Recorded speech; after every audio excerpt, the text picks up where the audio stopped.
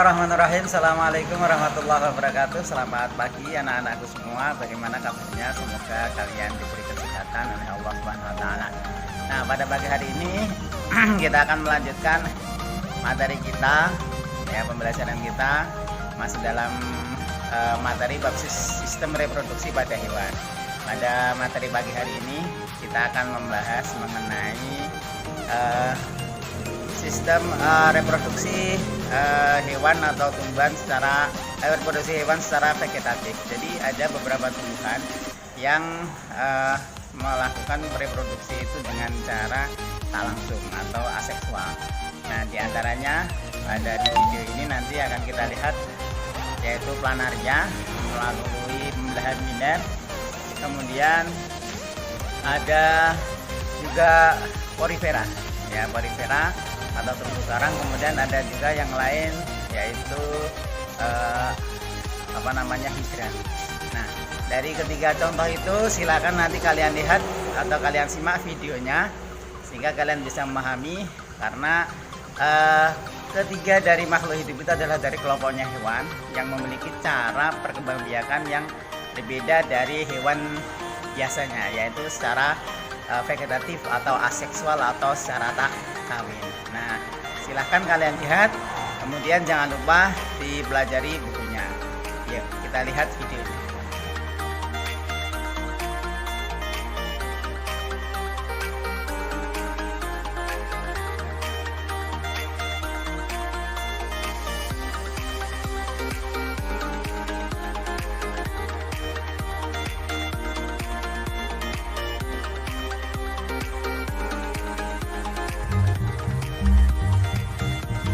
Kecil lucu ini adalah planaria. Ini adalah spesies cacing pipih yang biasa ditemukan di dasar kolam.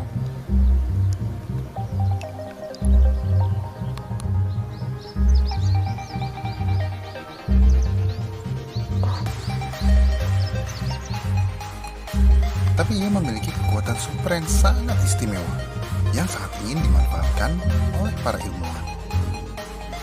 Untuk menunjukkan kekuatan supernya, saya harus menampilkan klip yang lumayan sadis di sini.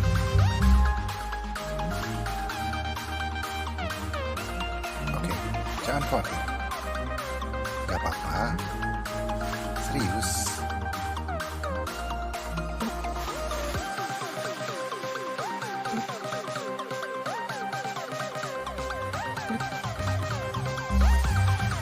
Ini tidak akan menyakitkan mereka, apalagi membunuh mereka. Bagi kebanyakan hewan, ini adalah game over. It's dead. Maksud saya, ini hanya gumpalan daging, tanpa kepala dan tanpa ekor.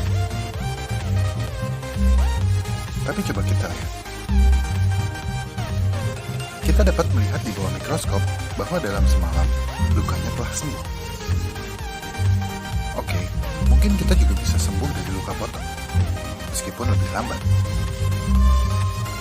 Tapi kemudian hewan ini mulai beregenerasi, menumbuhkan jaringan baru. Bagian putih ini disebut blastema.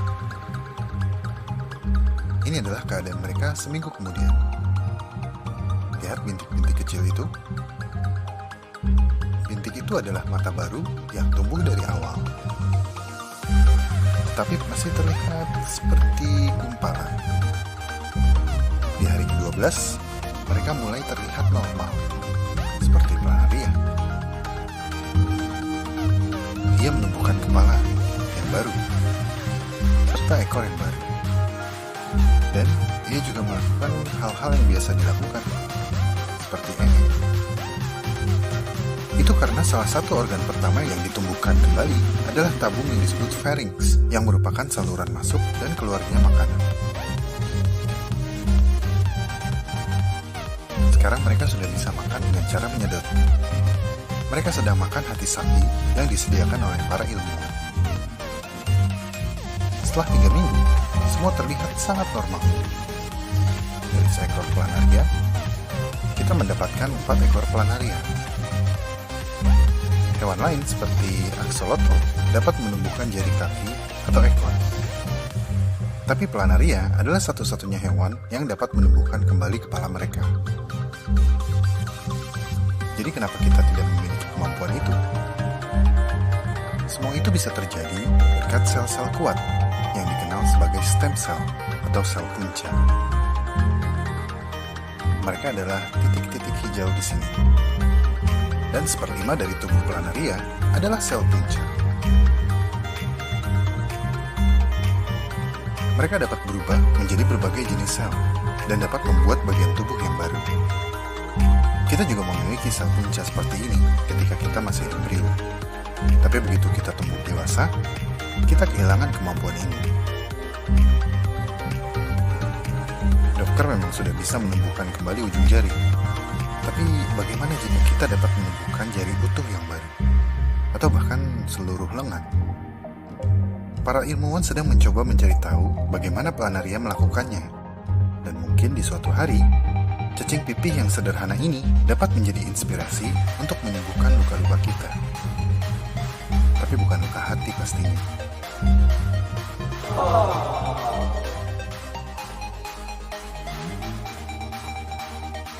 Hey, terima kasih sudah menonton sampai menit ini. Jika suka dengan pembahasan dari Alam Semenit, like video ini dan subscribe. Karena like dan subscribe dari kamu akan membantu perkembangan channel ini. Dan kamu akan mendapat notifikasi dari episode Alam Semenit terbaru 2 kali dalam seminggu. Ikuti perkembangan semua hal yang aneh, menjijikan, dan indah yang mengundang rasa ingin tahu kita semua. Terima kasih dan sampai jumpa di Alam Semenit episode selanjutnya.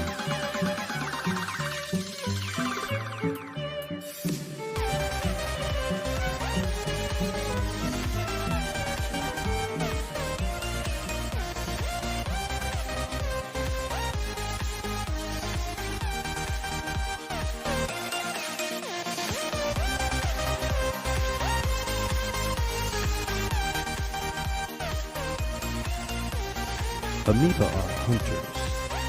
They destroy Paramecium whenever they get the chance. Every part of the amoeba's membrane is lethal to the quick-moving Paramecium. Amoeba's method of execution is surprisingly slow and methodical. Sometimes it stalks its prey. Sometimes it patiently waits for prey to approach.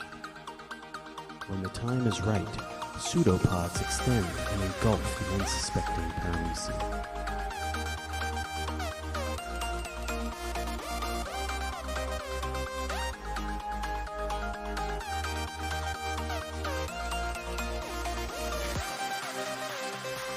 Every embrace ends with the formation of a food vacuole.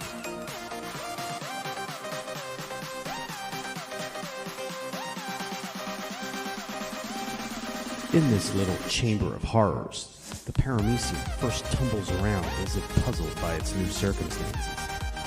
Perhaps it is similar to the many tight spots the Paramecium explore during a typical day of feeding.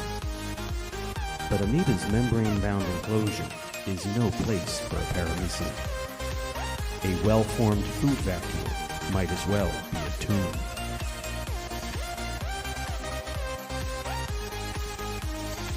Amoeba greets a newly captured Paramecium with a barrage of molecular scissors. Slowly, bit by bit, the Paramecium is digested by teams of tiny proteins. For the amoeba, attention can now shift to other potential victims. It hunts and digests without a second thought. Of course, it never had a first thought because this single-celled killer doesn't have a brain.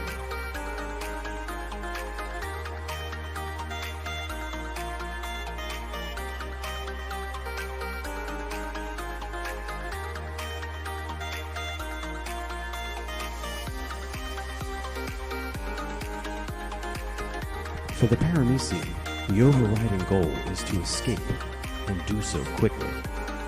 Yet as protein damage accumulates, the life of the Paramecium drains away. Contractile vacuoles stop pumping, cilia wave more slowly, protein construction grinds to a halt. With a final shudder, the Paramecium expires. One more little life extinguished from the universe by a hungry amoeba.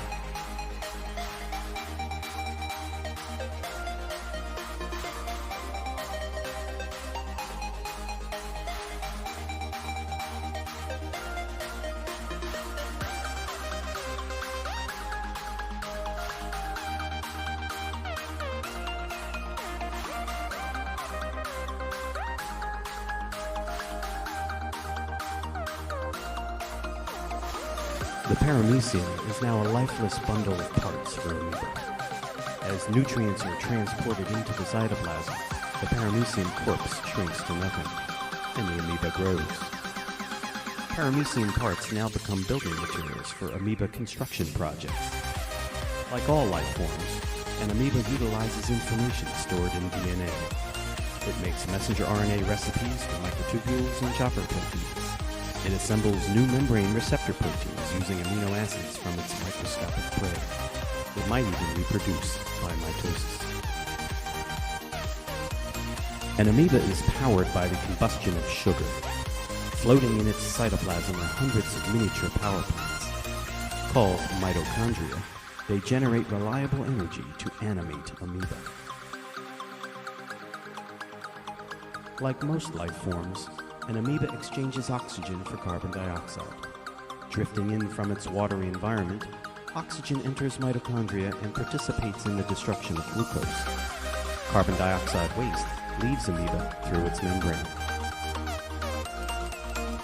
An amoeba's life is the result of a complex molecular dance. Lifeless molecules collide, and often enough, the collisions change one or both of the molecules.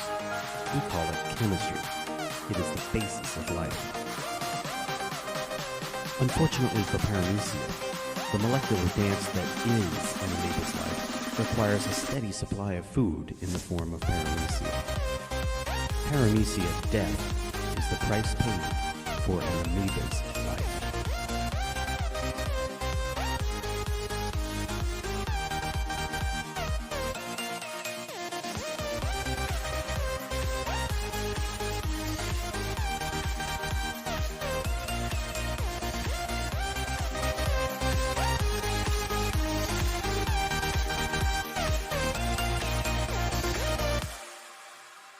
A sponge is a member of the phylum Porifera. It is a simple animal with many cells, but no mouth, muscles, heart, or brain. It is sessile, meaning it cannot move from one place to another the way most animals can. A sponge is an animal that grows in one spot like most plants do. Nevertheless, sponges are quite successful. The basic body plan is a jelly-like layer sandwiched between two thin layers of cells. Their bodies full of pores and channels allowing water to circulate through them.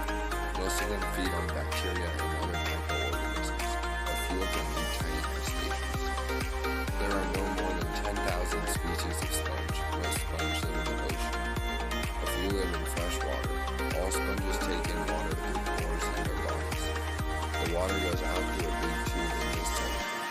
Most sponges take little bits of food from the water going through their bodies. Animals that get food this way are called filter feeders. What makes them different? Sponges are simple animals. A few things make them different from other animals. A living sponge can change the shape of its body. Most cells in its body can move around. A few cells can even change from one type of cell to another.